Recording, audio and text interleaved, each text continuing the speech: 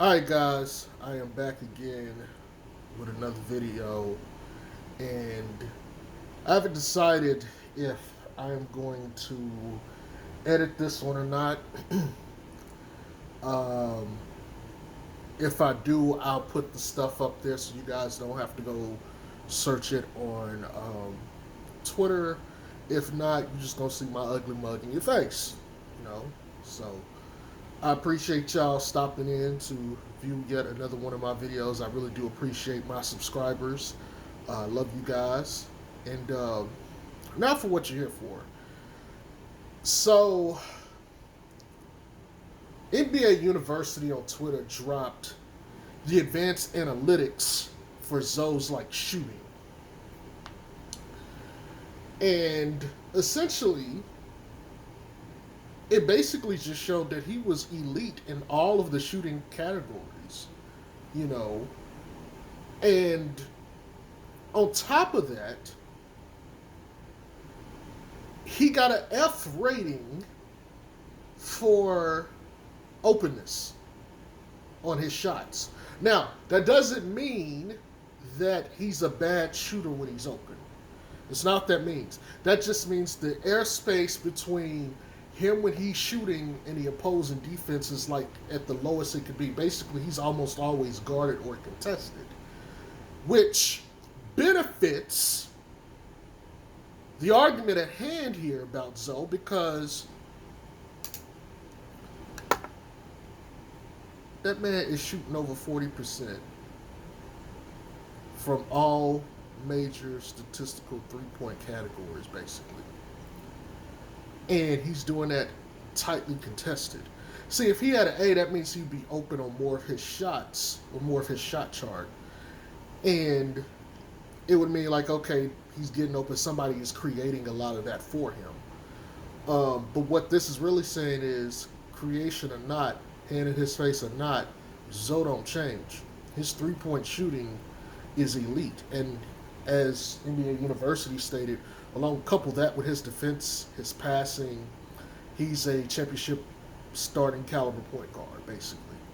Um, if you have followed this channel back in the New Orleans Pelicans days, you'll know that at the end of Zoe's last season with the Pelicans, Griff commented him and Josh Hart were playoff guards, but not championship caliber point guards. So Griff can smoke that shit right now, disrespectfully. But I'll put that. I'll probably, if I don't put that up, I'll probably pin a tweet or the link of the tweet so that you can see for yourself. And you don't have to have Twitter for that. You can just click on it and just view it at your own leisure. So I'll at least do that if I decide not to, just put my voice behind um, the stats and stuff. But good stuff. It's always nice to see the numbers back up the visual, which in my case backs up the mental. Because a lot of this stuff is stuff I said. One of my followers um, reminded me that I was one of the first people, if not the only person, that's in, I guess, this ball space that was saying give Zoe a couple years with the transformative three because it's going to take some time. And I remember actually saying that, give him time to let that get right. And here we are, and he's one of the best three-point shooters in the league. Period. Elite. And all these metrics that have been coming out over the summer. And if you're on Twitter, you follow a lot of these accounts. When they start showing the little charts, you always see Zoe up there at the very elite where it comes to the volume and percent. He's always up there. He's one of the better three-point shooters in the league. And this is just his third year with the new shot. So in 3 years, he's turned himself into one of the best premier snipers in the league. Now, couple that with his defense, I don't need to go into that, but he's the upper 95th percentile, um, really 99th percentile defender. Like you really can't get much better than Zoe when it comes to defense. So for a lot of people that like to build it to the 3 and D point, um, that would hold value to you. You say, okay, 3 and D wing, okay, get it. However, I'm gonna take this a little different way. Yeah, I'm playing my PlayStation um, while I do this. Here's the thing, man. LeVar was absolutely right. Let me explain, okay? LeVar said his kids are nothing like we've ever seen before. And he is absolutely correct. But I'm only going to keep this about Zoe because I'm not worried about the others. This, for the most part, this is a Zoe fan channel. But, I talk about other things other than Zoe. But my main, of the Ball family, he's the person I have the most interest in. Here's the thing. A lot of people try to define a role for Zoe. There's those of us who think he's a traditional point guard. There's people that think he's a wing, or connector, um, whatever. Okay? I'm here to say that Zoe is none of the above. What Zoe is a role that has never before been seen in the league today. What I'm saying is Zoe is creating his own unique role on a team based on things I've said before in the past. I'm the only channel that has said he is a toolbox. And I've defined that and made it perfectly clear what I mean by that. And now I can actually take this a step further because something has become clearly evident to me based on the numbers and the eye test. One of my key arguments that I've always made is no matter what you can say about any other player, you can say something that Zoe brings to the table that somebody else don't have or can't do at the same level. Like even if we're comparing just point guards or something, or we're comparing wings, I'll give you an example of what I mean. Like clearly LeBron James is the better player. There's no question in that. But Lonzo for sure is the better defender, and he's a better three-point shooter than LeBron James is. And that's not blasphemy, especially at this point in their career. That's fairly accurate. Okay, you can go look at the numbers and you look at the charts, and Zoe clears LeBron in those two categories. Okay, I'm not saying that Zoe is a better basketball player than LeBron.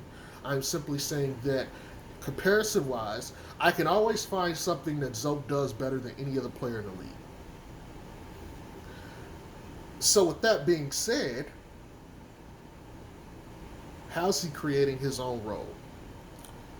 What I mean by this is you don't find guys who are elite snipers, elite defensive pieces, elite passers, and for the position, elite rebounders. Like, I can maybe even argue elite shot blockers for the position. When I say for the position, I'm speaking strictly point guard. I'm not talking about any of the other four known positions on the court, just strictly the one. He clearly is like, because here's the thing, there's a lot of people that would say, oh, he's a failure, he's a bust, he shouldn't have been number 2 overall pick. Okay, I'm now going to push to the table my argument to counter that. You say he's not worth the number 2 overall pick, okay? I say he has lived up to the hype, but for different reasons. Okay, so Magic Johnson and Jason Kidd. Okay, maybe I can accept he is not what they were in the half court. Okay. Transition-wise, I think he rivals them to some degree. Now, I'm not saying he is equal to Magic Johnson or Jason Kidd in transition. I'm saying that as far as transition goes with the basketball, he is in that same category, skill-wise. But even more beyond that, we're talking about a guy who is elite at shooting the ball, elite at shooting the ball with someone in his face or not. First off, someone who is elite defensively, someone who has the elite passing skill, which is different than getting assists. I have a classic video on my channel where I explain the difference between getting assists and passing skill and why they should be looked at as different things and should not be interchanged. Okay? You can be an elite passer, but that doesn't mean you're going to always get that in the form of assists. Okay? Doesn't mean you're going to rack up a ton of assists. Like LeBron is a career, I think, 7 or 8 assist a game player, and he only averaged double digits one time in assists. And that was like a year or two ago. And that was like year 18 or so, 18, 17, something like that. So think about it. LeBron is known for passing, but he had his first double-digit passing year in his late 30s. Okay? Assist versus the skill. So we're talking about someone who is elite at shooting, elite at defense, elite at passing. If you want to look at in terms of the position itself, he's elite at rebounding. He is also elite at now I lost my train of thought. Shot blocking. He's elite at both for the position. Okay? Now, if you don't think he's a lottery pick, we'll go ahead for sake of argument and say 1 through 15, fine. Let's accept that that's the discourse here. My question is, show me one player in NBA history that has those things going for them that came after pick 15. I dare anybody to show me one player in NBA history who is drafted 16 or later, who is elite three-point shooting, elite defense, elite passing skill, and as a point guard was an elite shot blocker and rebounder. Even if you don't want to take in shot blocking, I can give you that. Rebounder though, he's elite for the position. Show me a player that's not a lottery pick, then, because that's your argument. He shouldn't have been drafted there. Okay. Show me then this player that has that. Because I'm here to tell you, not every player drafted in the lottery is going to be a God tier player. Not necessarily going to be an all-star. However, for you to be drafted, you have to for that high, you have to have some level of like elite talent. And I'm saying to you, he is justified of the second pick because that second pick level shit that he's doing. So this notion that he was not deserving of the pick is bullshit. And I can go back and look at the college tapes with anybody and break down why he was going to be, why he could have been, you could have argued him being the first pick, which he was. First pick, second pick, third, any of the top picks. He was basically in everybody's thing. He was basically a top 5 pick at the time. But what I'm saying is that's top 5 pick advanced analytics.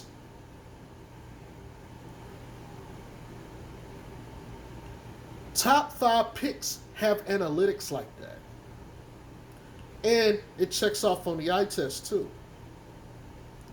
So sure, will he be Jason Tatum or somebody that you built your whole offensive team around? No. But he is valuable, or as valuable on the court as a Jason Tatum. Because what he does is he does so many things at the highest level, it's hard to like take him out of any game. Okay, fine. What if his shot isn't falling? He's still giving you defense. He's still giving you rebounding. He's still giving you the passing. My point is, he, because of his skill set and the degree of prowess at all of those skills, he is hard to like just put in like your normal grouping of a player. He is his own anomaly. He is creating his own role on the court because he's more than just a quote unquote 3-and-D player, and he's more than just a point guard. He is something completely different. He's more than just a connector. Okay? He is something far more valuable. And you can't just limit him or put him in a box, because if it's like if you try to put him in a box, it's something else is popping out, and you gotta, like, if you ever watch the old Bugs Bunny cartoons, like they try to put someone in a box and like another part just pops out and they gotta push that in and the other part goes somewhere. That's kind of what he's like. You try to box him in and he just shatters that shit. So, like I said, if I choose to edit this video, I'll put the stats up there so you can look at and you'll be able to follow along, or I'll put it in the comment section and pin it to the top. Either way,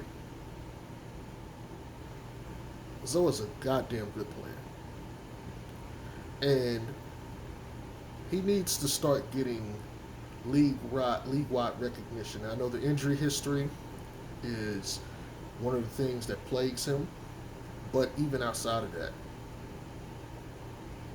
dude is a talent, man. He is an incredible talent, and it is sometimes undersold or undervalued how talented the dude is, because he just does so much on the fucking court. Anyways, that's all I got for y'all. So go out there and kill all these arguments now, because we got data to back it up. And you put that down your pipe and smoke it, Griff. Y'all have a good one. Peace.